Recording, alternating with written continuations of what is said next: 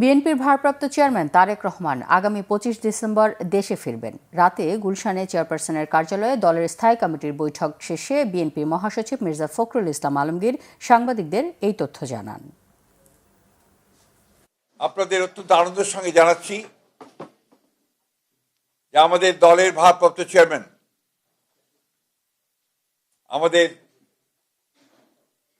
কোটি কোটি মানুষের সবচেয়ে প্রিয় মানুষ, যিনি দীর্ঘ প্রায় 18 বছর ধরে নির্বাসিত অবস্থায় রয়েছেন বিদেশে, আমাদের সেই সংগ্রামী নেতা, দেশের গণমানুষের অত্যন্ত প্রিয় মানুষ জনাব তারেক রহমান, আমাদের দলের ভারপ্রাপ্ত চেয়ারম্যান, তিনি আগামী 25শে ডিসেম্বর, আমি আবার রিপিট করছি যে আগামী 25শে ডিসেম্বর তিনি ঢাকার মাটিতে আমাদের মাঝে এসে পৌঁছবেন।